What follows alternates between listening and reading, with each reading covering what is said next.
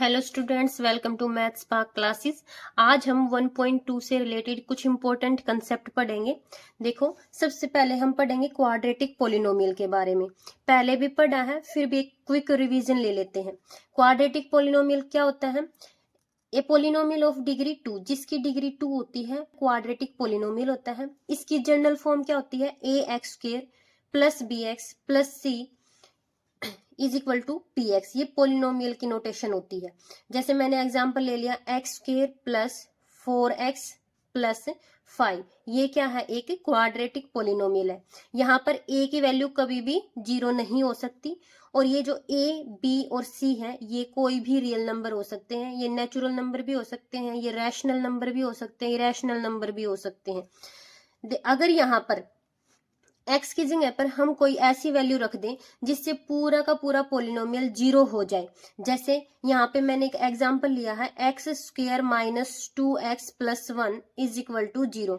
अगर आप यहाँ पर x की वैल्यू 1 लोगे और यहाँ पर इस पूरे के पूरे पोलिनोमियल में रखोगे 1, x की जगह पे आपने क्या कर दिया? 1 रख दिया। तो 1 स्क्वायर माइनस 2x की जगह पे फिर 1 रखो प्लस 1 इज इक्वल टू, यहां से देखो क्या हो जाएगा? 1 माइनस 2 प्लस 1, 1 माइनस 2 प्लस 1। तो ये क्या हो जाएगा? आंसर 0 हो जाएगा। यानी x की किसी वैल्यू के लिए अगर पूरा का पूरा पोलिनोमियल 0 आ जाता है तो उस वैल्यू को, यानी इस 1 को या फिर इस k को आप क्या बोलोगे? क्वाड्रेटिक पोलिनोमियल का 0 बोलोगे। क्वाड्रेटिक पोलिनोमियल के नंबर ऑफ जीरोज कितने होते हैं? 2। उसके बाद ये तो एक फैक्ट भी है कि जितने भी पोलिनोमियल की जितनी भी डिग्री होगी उतने ही उसके नंबर ऑफ जीरोज होंगे। ऐसे ही हमने क्यूबिक पोलिनोमियल के बारे में भी पढ़ा था। जिस पोलिनोमियल की डिग्री 3 होगी उसको क्यूबिक पोलिनोमियल बोलेंगे।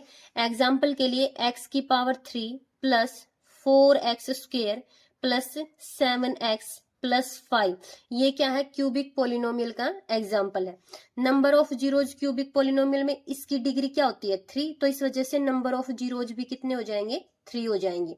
अब मोस्ट इंपोर्टेंट जिसकी आपको 1.2 में जरूरत पड़ेगी वो क्या है? Relationship between zeros and coefficients of polynomial. जो पोलिनोमियल के कोफिशिएंट होते हैं और जो जीरोज होते हैं उनके बीच में क्या रिलेशन है। जैसे अगर मैं क्वाड्रेटिक पोलिनोमियल की बात करूं तो इसकी जनरल फॉर्म क्या होती है? A X square plus B X plus C. ये क्या है? क्वाड्रेटिक पोलिनोमियल की जनरल फॉर्म है। अब इसका जीरोज के साथ क्या रिलेशन होता है?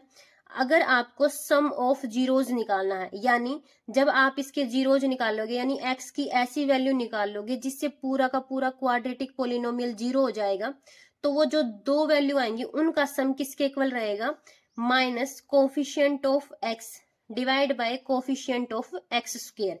यानी कोफिशिएंट ऑफ x क्या है? b, तो माइनस बी डिवाइड बाय, और कोफिशिएंट ऑफ एक्स स्क्वायर क्या है? a, तो माइनस बी बाय ए क्या रहेगा? सम ऑफ जीरोज रहेगा। और प्रोडक्ट ऑफ जीरोज क्या रहेगा? जो कांस्टेंट टर्म है, यानी c, और divide by coefficient of x square, यानी ये a।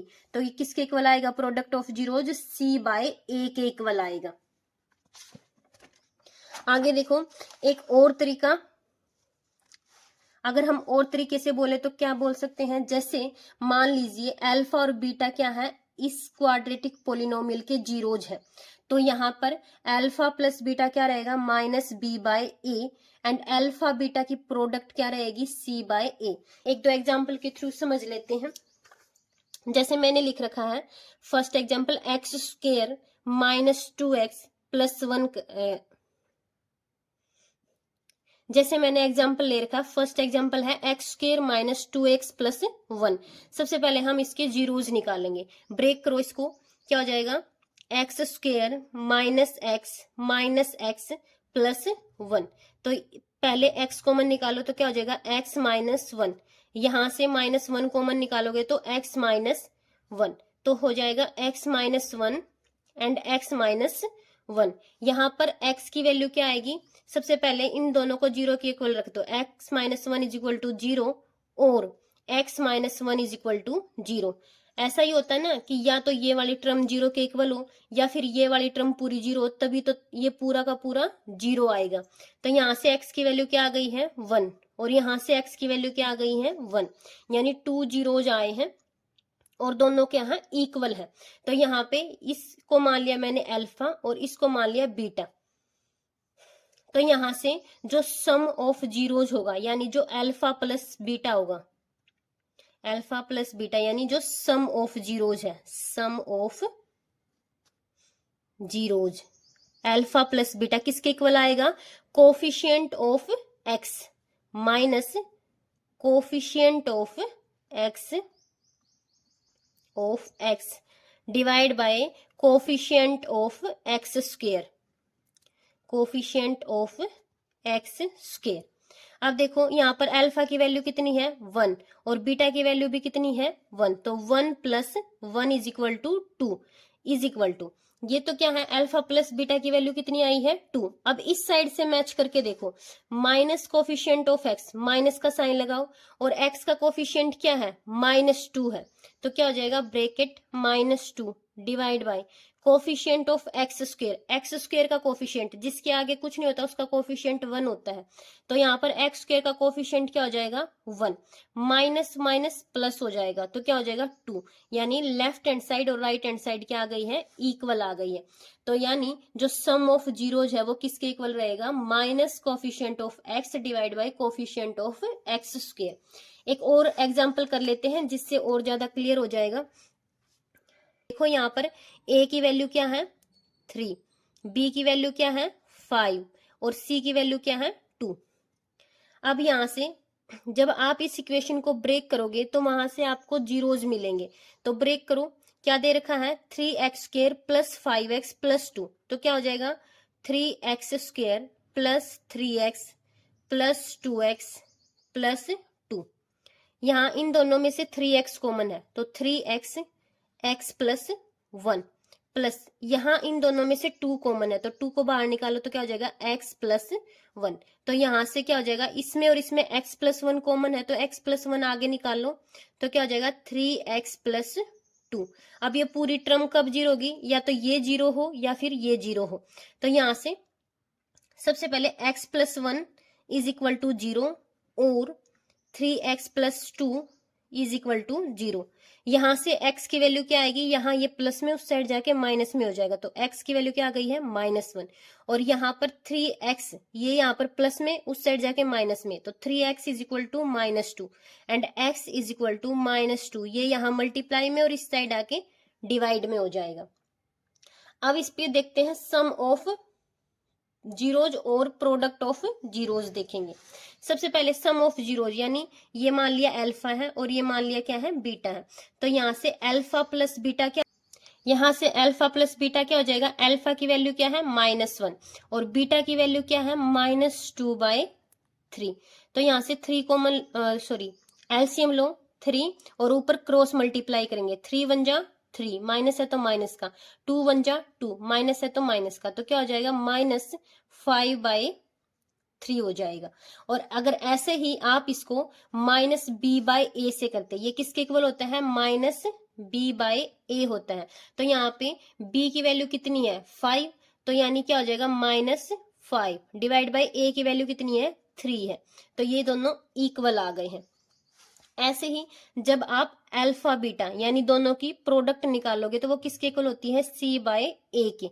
c की वैल्यू कितनी है 2, c की वैल्यू कितनी है 2 है, a की वैल्यू कितनी है 3 है, तो ये क्या हो जाएगा 2/3। और सिंपल प्रोडक्ट करके देखो, अल्फा की वैल्यू क्या है -1 और बीटा की वैल्यू क्या है -2/3। माइनस माइनस की मल्टीप्लाई होगी तो प्लस हो जाएगा और 2/3 की मल्टीप्लाई 1 से होगी तो 2/3 हो जाएगा। यानी यहाँ से प्रोडक्ट ऑफ जीरोज और constant term divide by coefficient of x square क्या आ गए हैं इक्वल आ गए हैं। ये था पोलिनोमियल के कोफिशिएंट का और जीरोज का आपस में रिलेशन। अब आगे क्या है, जैसे क्वाड्रेटिक पोलिनोमियल्स का होता है ऐसे ही क्यूबिक पोलिनोमियल का भी होता है। क्यूबिक पोलिनोमियल की जनरल फॉर्म होती है ax² plus bx² plus cx plus d। यहाँ पर a हमेशा नॉट इक्वल टू 0 रहेगा, क्योंकि अगर यहाँ पे a की वैल्यू 0 हो जाएगी तो ये मैक्सिमम पावर वाली टर्म खत्म हो जाएगी, और इस वजह से फिर ये क्या है, क्वाड्रेटिक पोलिनोमियल रह जाएगा। और जो a b c d है वो क्या रहेंगे, रियल नंबर रहेंगे। और इसके जीरोज हमने क्या मान लिए, अल्फा, बीटा और गामा मान लिए, यानी 3 ऐसी वैल्यू हो सकती हैं जो इस कंप्लीट पोलिनोमियल को जीरो कर सकती हैं।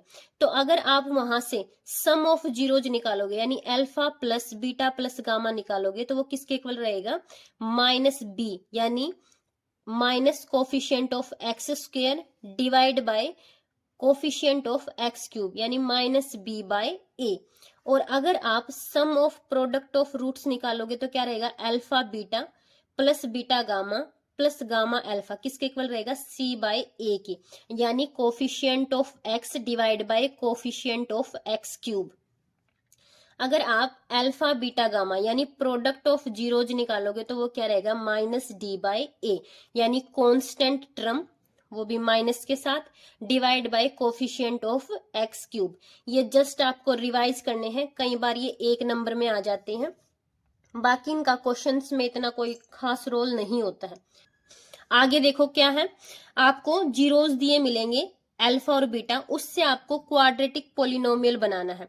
उसके लिए सिंपल फॉर्मूला क्या है, x square minus alpha plus beta, यानी sum of zeros into X plus product of zeros, यानी अल्फा इंटू बीटा। उसके बाद आपको अगर ऐसे नहीं निकाल पा रहे हो तो ऐसे भी निकाल सकते हो, x minus alpha into x minus beta. जैसे हम एग्जांपल लेंगे, मान लीजिए हमारे पास जीरोज हैं 3 और 4, और इससे मेरे को क्वाड्रेटिक पोलिनोमियल बनाना है p ऑफ x। तो सबसे पहले मैं फर्स्ट फॉर्मूला यूज करूंगी, तो क्या हो जाएगा, x square minus sum of zeros, तो क्या हो जाएगा 3 plus 4x plus product of zeros, तो 3 इंटू 4, तो क्या हो जाएगा x square minus 7x plus 12। तो यहां से ये क्या आ गया, क्वाड्रेटिक पोलिनोमियल आ गया। ऐसे ही आप सेकंड पार्ट यूज करके देखो, इसमें क्या 3 और 4 क्या दे रखे हैं, जीरोज दे रखे हैं, तो p ऑफ x कैसे निकालोगे, x minus 3 into x minus 4, और अब आप इसको मल्टीप्लाई कर दो, x की मल्टीप्लाई x के साथ x square minus 3x minus 4 की x के साथ करोगे माइनस 4x, और इसकी आपस में करोगे तो माइनस और माइनस प्लस हो जाएगा, और 3 4 जा 12, तो is equal to x square minus 7x plus 12। ऐसे भी कर सकते हो, यहाँ इन दोनों फॉर्मूले से हमें क्वाड्रेटिक पोलिनोमियल मिल जाएगा।